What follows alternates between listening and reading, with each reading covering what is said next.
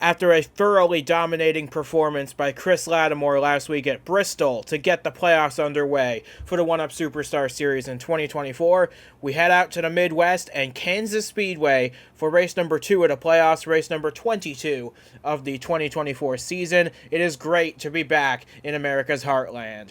And alongside me to bring you all the action once again for today's 81 laps of action is James Ellison once again. Great to have you with us as always. I'm curious to see how this race plays out because there were a lot of playoff guys last week who faced issues in the opening race at Bristol. Can they rebound here today? Oh, absolutely. We saw a lot of unusually rough days for some of the playoff contenders, and then an unusually amazing day for Chris Latimore, as we touched on. But as far as the playoffs go, this is a good track to try to rebound if you had a bad race, or to continue momentum if you had a good one. Absolutely. There's a lot that can happen here at Kansas. The speeds are high, the intensity is higher, and these 42 drivers are getting set to put on a great show for us for 81 laps here today. As we can now bring you the starting lineup for today's race, Nick Ortiz was the only playoff driver to retire from Bristol after a crash there. He puts the number 91 on pole position for today's race. Patrick Smith lines up alongside him. Finguy and Hall make up row 2. That makes 4 playoff drivers in the top 4 spots, but then you have to go back to 7th place to find the next one in Jeff Bolton, who had a great day at Bristol. But we have all 15 playoff drivers starting in the top 25, but there's some guys who have a bit more work to do to get there than others. Yeah, you got Ben McDonald, Devin Fair, J.D. Martin, and Christian Vargas, all who have been really good this year. Some had better than others out of those 4, but yeah, you got a lot of work to do with those, especially Vargas and Martin. But I believe they can do it. They got the equipment. Both come from really good teams, so it'll be a really good day for them, I believe, if things play out right. So with that being said, we have 42 drivers ready to take on the high-speed Kansas Speedway. We are ready to bring you the action now. This is the 1UP Superstar Series playoffs from Kansas and the green flag, getting ready to get this great race underway once again. Stay tuned, folks. You're not going to want to miss a second of the action that's set to unfold here today. Pace car pulls off. It leaves us in the hands of Nick Ortiz and Patrick Smith getting set for race 2 of the playoffs. Heading into the restart zone, the green flag is in the air, and Nick Ortiz gets an excellent launch off the line to get us underway here at Kansas. And he pulls up immediately in front of Patrick Smith to get the right line into turn 1. I expect this field to be fanning out quite a bit as we get up to speed on the opening lap. Yeah, and I see already Jeffrey Finguy started 3rd. Gets past his teammate and bringing Emma Kruger along, and Jeff Bolton, we talked about it in the pre-race, had an amazing day. Was one of the 2 who made many attempts to get by Chris Latimore last weekend, couldn't quite do it, but still came home with a good day. Looking for another one here as Ortiz leads the first lap. And he does so by quite a good margin over Jeffrey Finguy in 2nd. Emma Kruger up to 3rd. Smith falls back to 4th. Aaron Hall completes the top 5. But I would expect this to be a very hotly contested race because Kansas is nothing like Bristol like we were at last week. It's high speed, high banking, got a lot of room to move around. I expect this race to be very tensely fought for the rest of this day. As we complete the 2nd lap, Ortiz leads by about 0.4 of a second. Now Emma Kruger dives to the inside of Jeffrey Finguy, and she will easily take the 2nd position away. Just watching that move, had me wonder, when you mentioned the lead that Ortiz had, how much longer, and we're seeing it here. That 70 is potent. Kruger missed the playoffs, but making up for it by trying to play spoiler like Latimore did last week. Yeah, this is going to be a big day, I feel, for the 70 car, and they really need a good one after the season. They have had only one top 5 all season long, that being their win at Road 1 International back in the summer.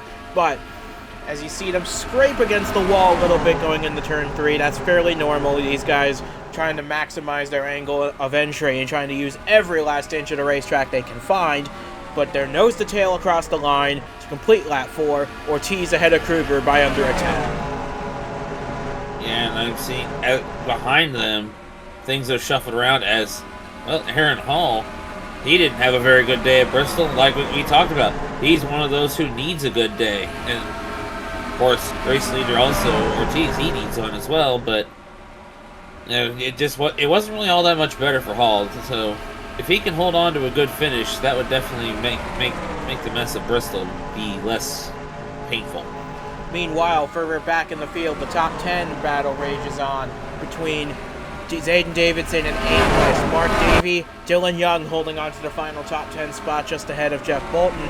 But meanwhile, at the front of the field, once again, Kruger, with help from Finn Guy, dives to the inside, but she's got to check up a little bit to avoid washing up into the 91. This lets Ortiz keep the lead, and he will lead for his 6th consecutive lap.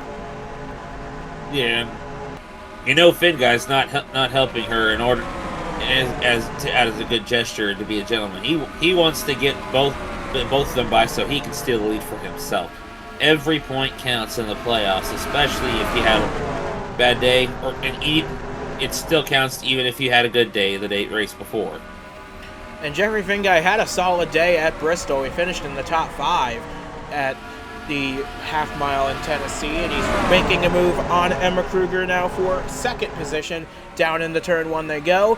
Looks as though he is going to remain side by side with the 70 as they barrel it off down the backstretch into turn 3. He's got to make this pass quickly though, because if he doesn't, Ortiz is just going to drive away. Not only that, but his teammate and Hall, not so much his teammate anymore because Patrick Smith's about to be passed, but they keep fighting. As Ortiz gets away, others come up behind him, like right now. Yeah, Hall makes a move to the inside. Joshua Michaels also trying to sneak his way through, and they both do so. That knocks Jeffrey Finguy down to what I believe would be the 5th position on the racetrack right now, because Patrick Smith has fallen back to 6th. It's Nick Ortiz, though, who has the lead of the race, and he's led it throughout. He's led the opening 9 laps so far, entering lap 10.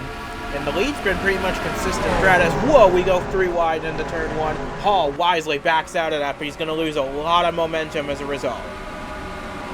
Yeah, it was very brief because I'm pretty sure Hall and his spotter knew what was coming if they could be coming if they didn't. And lost some spots, but he has time to gain it back.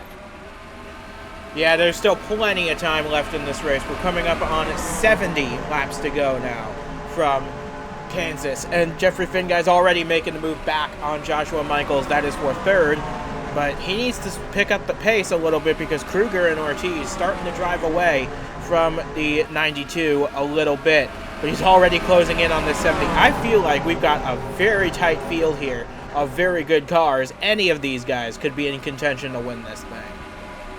And you look at the back of the top 10 here on the scoring as we continue to watch the leaders. I look at Zayden Davidson, Duke Anzac. Of course, he didn't have a good day. He hadn't been having many good days, but as a driver, but as a team owner, he certainly had a good day last week, I should say. And you got Ben McDonald there as well. So the back of the top 10 keeps shuffling just as much as the front. It's kind of curious as to how things are really going to shuffle. Speaking of Duke, there he is in 9th place. He started this race, remember, in 6th. So he's lost a couple of positions, actually, since the start of the race, but he's still hanging in there in the top 10. He really needs a top 10 day today after falling out of the top 30 at Bristol as we go 3 wide down the back straightaway. Hall, Mashburn, and Bolton, they're leaning on one another going into turn 3. This is going to cost Hall at least 5 or 6 spots. You think Mashburn wants to have a good day and maybe have a shot at actually getting the championship after missing out a couple of seasons ago?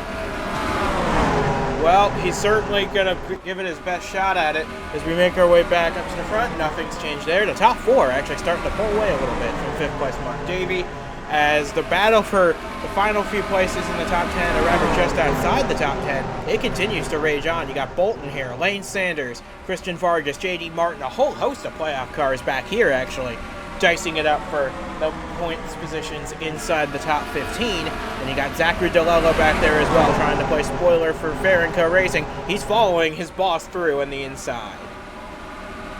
Yeah, but if he's got that gap there, that if anybody that they're both trying to pass decides to sneak in between, he might not be able to keep following. Although Well, it's actually both Farraco drivers following their boss. Yeah, so far so good for that organization back there. But we're looking now at in the battle for 9th place. Ben McDonald getting a push from Jake McMillan as they both try to make their way past Duke Anzac on the outside. McDonald now up into 8th place as it looks as though Emma Kruger is still hounding the back of Nick Ortiz for the lead of this race. He's led all 16 laps of this race so far, has Nick Ortiz, which is a great run for him, and he really needs it. But we also have to keep in mind there are 2 pit stops set to be made in this race, the first of which should be coming in about 20 laps time. Yeah, and that's going to be big, and I've said it before, I'll keep saying it. Sometimes the position you're in and when you enter pit road will influence how things play out when you get off pit road in a pit cycle. But of course, that all depends on the track and whether or not a caution comes out right as the cycle is getting ready to begin, or even in the middle of the cycle. We have seen both ways. Yeah, we've seen a lot of craziness happen this season, and I would expect that to continue over the course of the remainder of this race. But right now, it's been all smooth sailing for Nick Ortiz so far today. He has led all 17 laps, getting ready to lead lap number 18. How long can he keep this 91 out front is the question, because I very much doubt he'll be able to do what Chris Latimore did last week and lead flag to flag. Yeah, I highly doubt it, especially if we get to have even just one of those pit cycles be in the green. Because in order to pit and get your tires and everything, or you have to give up the lead if you're in the lead, and that will open up a door for someone else to get a point for a lap or two led. But Ortiz is going to do everything he can to at least lead the most today. Yeah, because that's a bonus point for him, and he really needs those. And keep in mind as well, he would need to lead till about lap 40 to 42 to get that bonus point, and you can't go that far on a single tank of fuel. So it's going to take a little work, but I expect him to be able to manage it the best he can. As meanwhile, Aaron Hall is falling very far back through the field. He is now trying to push his way back into the top 20 now. Yeah, he lost spots to Lello and even my fellow Nitro driver and soon-to-be fellow superstar rookie next year, Ryan Griffin, as he's right now battling with his teammate Dylan Young. But he's trying to get some spots back here. He's already got back past Goforth and DeLello and trying to make some moves back up after losing all those spots. Yeah, solid run so far for the O2 in this race. He's only got a couple more attempts left this season, so he wants to make the most out of as many of them as he can. He's not quite at the lead yet, but I would expect him to push as hard as he can to try and get there. As right now, we've got a 4-car breakaway for the race lead on lap 22. Yeah, that battle, it's not really been a battle. It's basically been like I want to say like a short commuter train, like some of those, something you'd see in a small regional area like Nashville. This certainly ain't the racing that you would expect, and we did see a bit of at the beginning. Although yeah, she's trying to set up a run here. And here she comes to the inside, goes the 70, trying to make a move on Nick Ortiz. Is this the run that the 70 needs? No. She has to back out of it just a little bit out of turn 4. That allows everybody behind her to gang up, try and find a way past the 70. But Finn Guy made the wrong move there. He is now going to lose quite a bit of track position. And now look out! Here comes Joshua Michaels, our regular season champion, with Ortiz's teammate Dirk Davey right behind him. So good run for a couple of the Louisville Motorsports camp.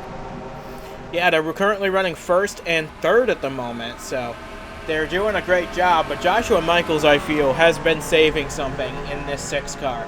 He had a solid day at Bristol. It wasn't a dominating day. Wasn't even a top 5 day.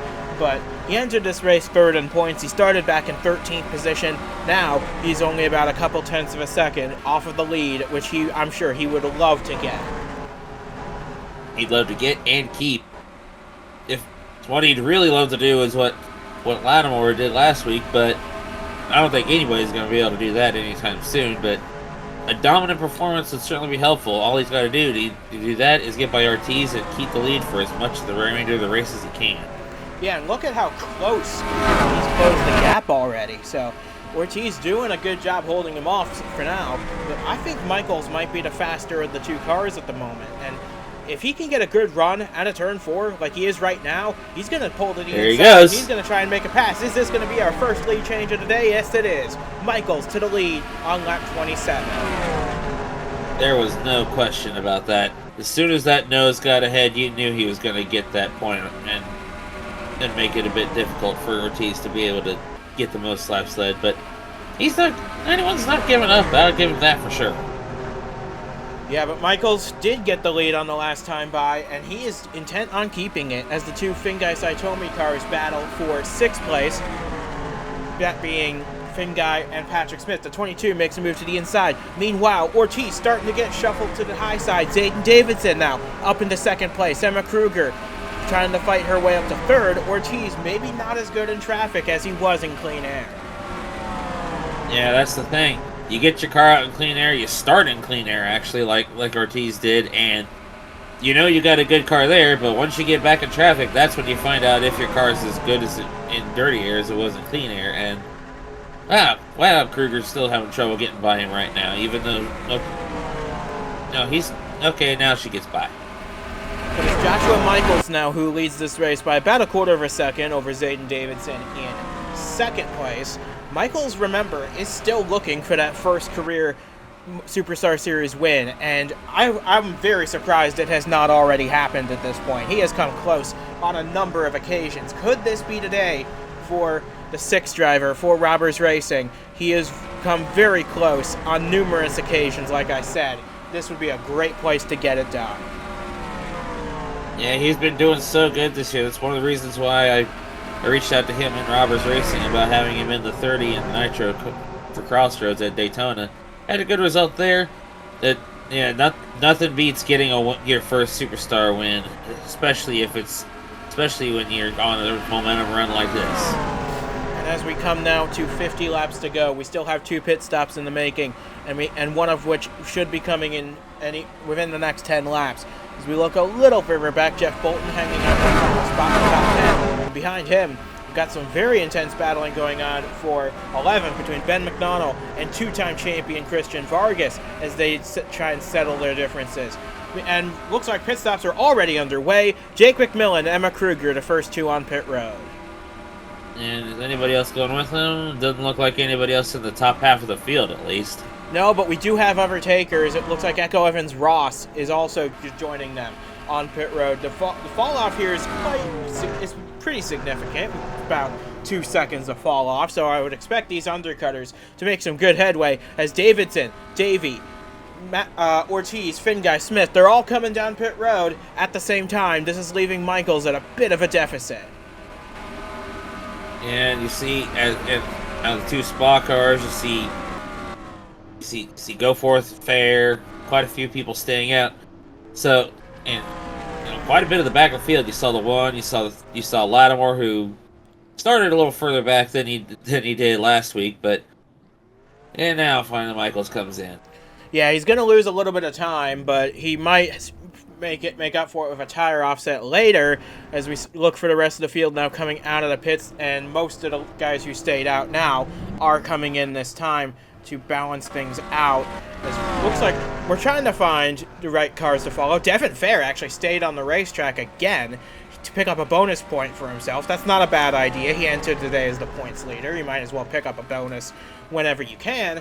Rasha Mahendra, probably I think the only one who stayed out is Davidson. Out of this race with an engine failure coming out of the pits. That is probably a misshift on the 4 car, and that is going to end his day on lap 34. Yeah, man, and he made such a charge. We've seen this happen before. I mean, maybe not always coming when the driver is coming out of pit road, but this kind of thing can't happen. Yeah, we saw this at Michigan last year, didn't we, with Duke Ansack. He missed a shift on a restart, and that stacked up everybody into a massive crash. But now it's in the middle of a green flag pit cycle, and for Zayden Davidson, that is going to be a DNF and a last place finish at Kansas. That is really going to hurt his championship chances for this season. Yeah, and we talk about it. Bristol was rough on a lot of people. And it looks like as well Joshua Michaels with a mechanical issue on pit road. He was leading at the time when the pit cycle started. Now he's going to go several laps down while the crew frantically diagnose what's wrong with that Chevrolet. I said it last week. And the way I meant to word it, I think I said it. Yeah, I've said it before. There are times where, in situations like this, you don't really want to be a playoffs contender. But when you're doing really good, that's when you're proud to be one. And right now, a little bit of a rough go for two of our playoff contenders here. So yeah, Zayden Davidson out of the race entirely. Joshua Michaels still sitting on pit road, diagnosing some sort of mechanical gremlin on that 6 car. I think they'll be able to fix it and send them back out. The question is, how many laps is he going to lose in the process? And meanwhile, we get a look through the field. You see Duke Ansack there. You see Bobo Jones, who started off toward the back. And going right back through the field, Ricky Freeman Jr., nice to see him back in the car, although I think he would prefer to start it better. And now we cycle back up to the front, and look who finally gets the lead. It's Emma Kruger in the 70. I believe she's leading Mark Davey in this race currently. And she's been biding her time, hasn't she? And she's doing what she needs to do, leading this race by a good margin as Michael Smith still sitting on pit road. He is losing valuable time. His race pretty much ruined now. Yeah, that is really tough, and it looks like Victor Lane's gonna have to wait for him another day, as I'm really curious as to what went wrong, but we may never know, as it looks another Louisville Motorsports driver going for the lead now, and Mark Davey. Yep, as we look and check in on the fastest lap, Roberto Crown Jr. and Lane Sanders both set the fastest time so far in this race. If that holds for the rest of the day, they'll each get a point for that. But Mark Davey now assumes the lead from Emma Kruger to complete lap 39. We're closing in on half race distance here. And Mark Davey doing whatever he can to try and get that first win of the season. Yeah, and looking at that fastest lap, I couldn't help but notice there were a few names in there that aren't, or a few numbers in there that aren't up here running up real fast that would like to be with that speed. I saw the 9, James Silverfox. He started toward the back. And here's Michaels. He's finally exiting the pits. He's going to be 6 laps down by the time he gets back up to full speed. That's going to be difficult for him to try and make up. But you never know. We've had crazy things happen. If this had happened, for example, at Bristol last week, he might have been able to make those laps up. But this is a very different race for him. Yeah, you never know what's going to happen at races like this. We've seen Speedway races go green to the beginning, and ooh, that was close. Certainly was. As Michaels tries to get back up to speed, settles himself in line right behind Patrick Smith, it looks like, in the 22. Echo Evans Ross trying to make a move on the 6 car as well. Diving it off into turn 1. Looks like we've had an accident here to put us under caution, and we have a big accident, as a matter of fact. Ryan Vasquez with a lot of damage. Miles Mashburn, another one of our playoff drivers. Aaron Hall, another one of our playoff drivers. A lot of them involved in this accident to put us under the caution flag for the first time today on lap 42. And Chris Latimore is involved. He won last week at Bristol. He's going to face a DNF here today. Yeah, I was getting ready to say, I wanted to let you finish, but I thought I saw the caution lights coming on. I thought I saw the pit lights were flashing red. So I thought I was just seeing things, but obviously not.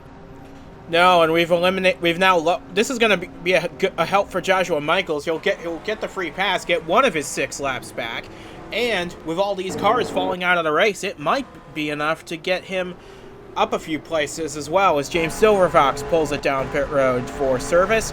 Everybody else stays out, but goodness, I'm very curious to see what happened to get this wreck started, because look at all the cars we're going to lose from this.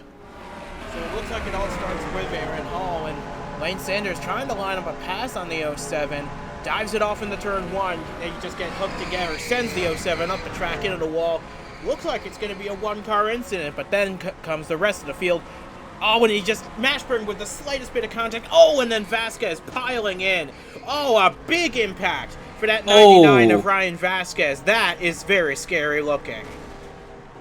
Ooh, and that's where Gale got his damage to end his day. Most of right this was there like at the the end. slightest bit of contact between the 52 to 72. All these cars, very slight contact that's going to put them out of the race. It was at such high speed.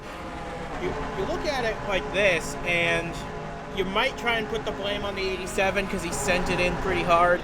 But at this point, Hall's just locking down the brakes, trying to keep this from getting worse, and he just parks it in the very wrong spot. Vasquez with a big impact, and yeah. And then you got all that going on, and you see the one shoot through the 08. So you see Logan Williams, Zachary DeLello, they both shot the gap and managed to make it. It's unfortunate that some of the others around them couldn't. And you got to feel for Chris Latimore as well. Last week he was on top of the world, winning in such a big way in the 1-Up Superstar Series. Now he is not even going to make it past halfway in this race. So we're under caution for the first time in this race. We came out on around lap 41.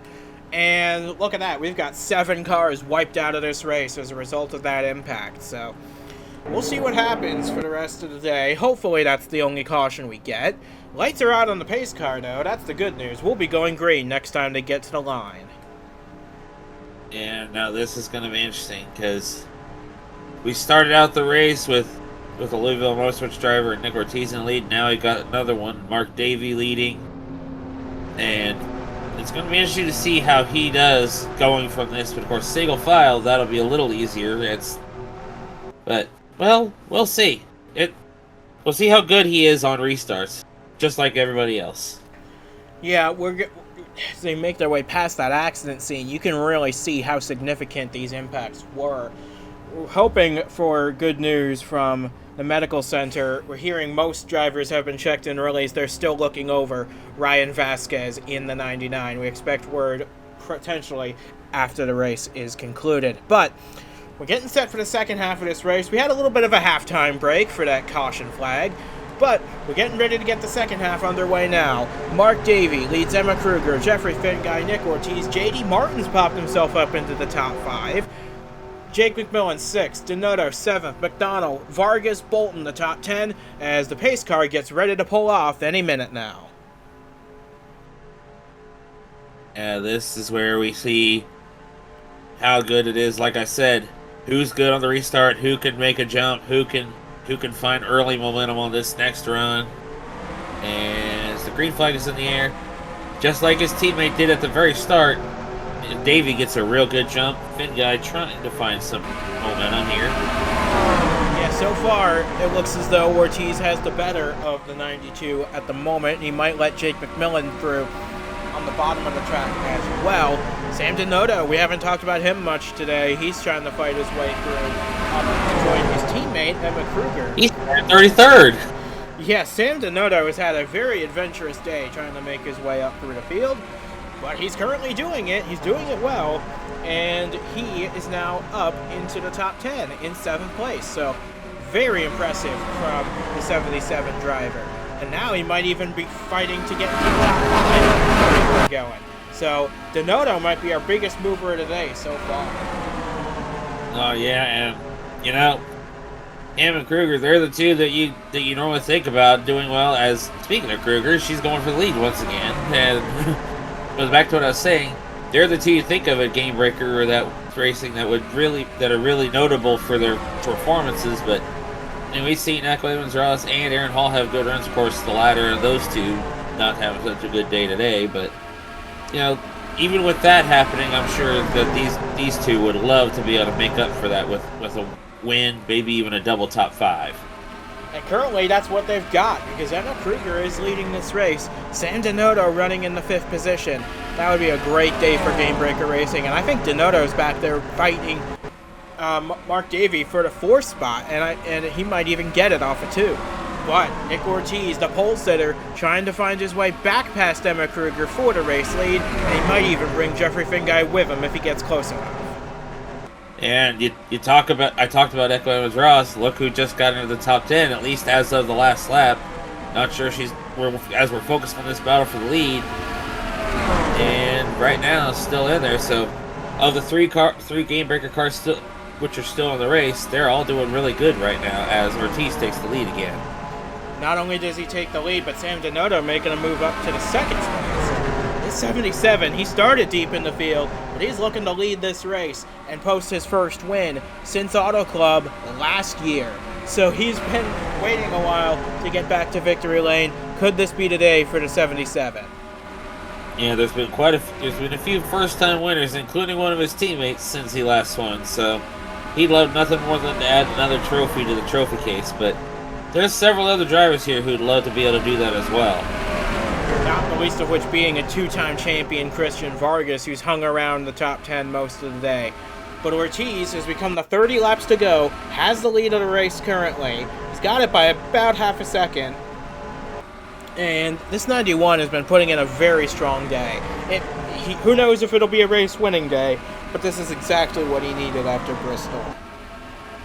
Oh yes, absolutely, and he's got a hungry pack of competition behind him. None the least of these being the likes of Kruger, Donotto, J.D. Martin. He's had a bit of an interesting run this year.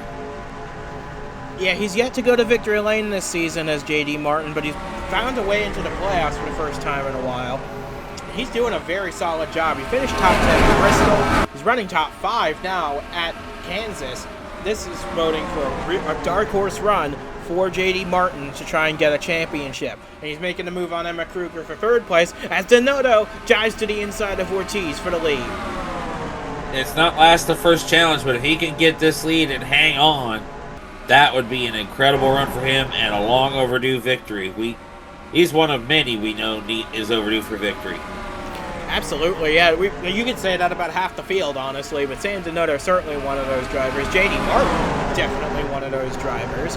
Nick Ortiz hasn't won in a while. So a lot of these guys looking for their first wins or their first wins in a long time. This would be a great opportunity because this race has been unpredictable from the drop of the green flag. Yeah, it's been very unpredictable. Just when you think somebody's going to do really good, somebody else comes along and surprises them, or some mishap or mechanical failure takes somebody out of the equation and opens up the door for others. And don't forget, we still have another pit stop to make eventually in this race. I expect that to come within probably 10 or 15 laps from now. So these guys can't be too cautious here. And speaking of not being cautious, J.D. Martin, how about diving down the inside of Sam Donotto? They almost made contact, did the 66 and 77, but Martin going to try and take the lead down in the turn 3. He just absolutely sent it going into one. He didn't get the lead right off the bat there because Donotto's got a fast Camry, but, you know, all this side-to-side fighting as Donotto hangs on to the lead, that's putting Ortiz right back in the mix as, well, he well should be. Absolutely. So Martin and Donotto continue to battle side by side for the lead. They've been like this for about the last lap and a half now. But J.D. Martin's got the inside line. He sends it off in the turn 3. He's going to clear Sam Donotto for the race lead and move J.D. Martin to the point. These are his first laps led of the playoffs at least, and maybe his first laps led for quite some time. I'd have to go check the scorecard for that. As Jeffrey Finguy dives it off into turn 1, getting underneath Sam Donotto as well. Yeah, and he's doing everything he can. He's carrying the banner for his own team at the moment, though. Patrick Smith hanging on there outside top 10. Few laps ago, I saw Ryan Griffin make a peak, still having a good run himself. But right now, as far as the Finguy said, Tommy Camp, all eyes are on the 92 at this point. Absolutely. As Martin continues to lead, Finguy sends it off, trying to get by Donotto. He brings Mark Davey with him. Great days for all these drivers.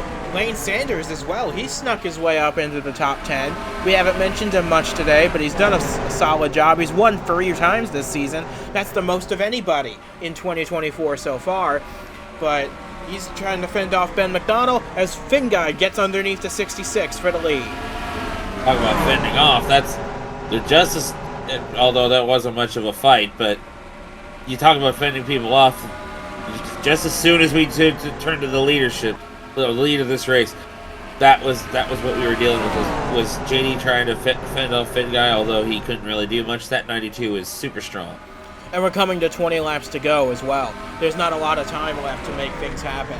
You got to be at the front of the field right now if you're going to have a hope of winning this race. As the top 5 start to pull away from 6th place Emma Kruger and Ben McDonald in 7th spot. So these guys got a little work to do to try and fight their way back to the lead group, but I would not be surprised if we see a whole host of cars fighting for it at the end.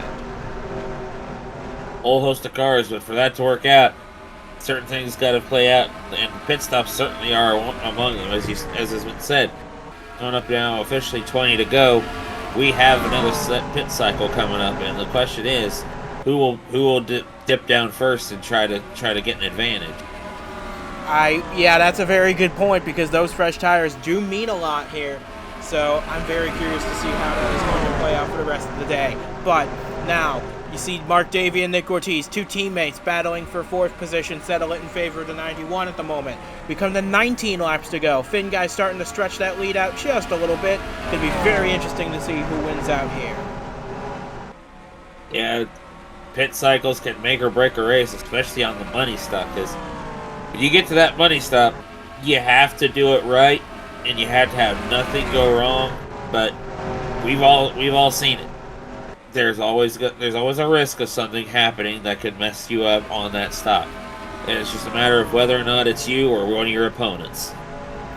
But right now, Finn Guy's got a pretty solid gap out front. It's about half a second now between himself and JD Martin. Mark Davies fallen quite a bit far behind, a second and a half back. So the 92 and the 66, they're starting to pull away from these guys. Very curious to see how this is going to play out for the rest of the day, as Vargas runs McDonald a little bit wide, coming through 3 and 4, as Martin pits, Finn Guy pits, the cycle begins. Yeah, like I said, who's going to dip down first? Well, we see it right here. Yeah, Finn Guy knew that he had to do this, because all 4 of the leadership Finn Guy cars actually pitting this time. Oh yeah, you see it right there. Got at least 3 of them. I couldn't see Young anywhere in there. I think he stayed out. But no, he came in. I saw it. Oh, I must not have been looking. But yeah, looking at McMillan, Davey. Okay, here comes Denoto. And Ben McDonald's coming in. Vargas, Kruger, they're all pitting. Joshua Michaels, of course, can stay out a little longer because he was in the pits for a long time diagnosing an issue. He's currently 5 laps down at the moment. But Ortiz continues to hang it out there. Mark Davey trying to make something happen.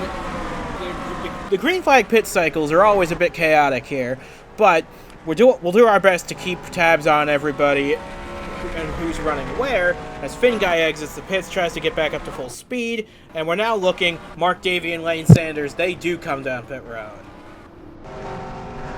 Yeah, that's what we needed to see, was nobody tried to push it too far. We've seen people try to push it far, and then it can pay off dividends in the end, or it cannot. It just depends on the track, the tire compound, all kinds of factors. But right now, I'm real curious to see is how the top 10 shovels out and who's going to still be in contention when this is over. Looks like Devin Fair stayed on the racetrack to pick up another lap lead, but I think he's also in this time. James Silverfox stays on the racetrack, and the funny thing about that 9 car, he pit under that caution flag. He can probably go another 5, 6, 7 laps on his tires, so don't be surprised if this 9 car stays out for quite a while. Yeah, but he's going to lose a ton of time because fresher tires are always king when it comes to pit cycling. Even if you go into the pits and don't take tires, it could work, or you could find yourself sinking like a rock real fast. I mean, why not, though, for James Silverfox? He wasn't going to win this race. Why not do something a little different? And if a caution comes out right now, you've got practically the whole field a lap down now. So why not do this? You can stay out, lead a bunch of laps, get a bonus point for doing it, and hopefully get a caution flag and trap everybody down a lap. So this is a good move, I feel, for the 9. Yeah, a good move for him, but well, actually right now, as scoring runs, he is the only one on the lead lap as the leader. So that would be a perfectly ideal situation for him. But there's no guarantee that's what's going to happen. No, but wishful thinking for this 9 car at least, and I'm sure he's going to go through the remaining laps of this race, trying to hang on for as long as he can, hope for a yellow. You never know what happens here at Kansas. We've seen a high-speed crash already. You never know what could happen. But we're going to be coming to 10 laps to go this time, and Silver Fox is still the only car who is yet to pit. Yeah, you said it. Go for broke. He wasn't gonna win this race any other way. Why not try something like this? His teammate's already out of the race, so he's the one carrying the banner for that program, and he's really hoping to at least be able to make something out of this. And we know he's coming back for 2025. We know this team's going to have an alliance with Sanders Performance Autosport next year. I expect some great things from the 9 and the 59 for next year. But once he eventually does have the pit, that will cycle the lead back to Jeffrey Finguy, who will have quite a decent margin over second place Sam Denotto. Yeah, and we know that's going to really make things interesting, because as Michael's pitting now finally, of course he's not in contention anyway, but it's nice to know that he's not going to just run out there and hope it sticks. But I mean, he was already Silver Fox. He was 4 laps down even before he pit. He's probably going to fall back 5 laps down now. But Silver Fox, he's coming to, I believe, 8 laps to go this time, and he's still going to hang it out there. I commend this strategy from the FAR team. Why not do this? And if it falls the right way, you're going to get a really good day out of it. Yeah, well, that's the thing. It's got to fall that way. Now, even if it doesn't fall that way, he could have a big tire offset to everyone around him. He might be able to salvage something, even if it does stay green. Oh, that is true, because we said it. I said it already. My own words essentially being used against me as he is now coming into the pits. Fresh tires are better than old tires in most cases. And so here comes Jeffrey Finguy. He won't lead that lap because Silver Fox was still a lap ahead of him. But I would expect within the next 2 laps he will be back in the lead of this race, and he'll have a fairly decent margin over second place Denotto.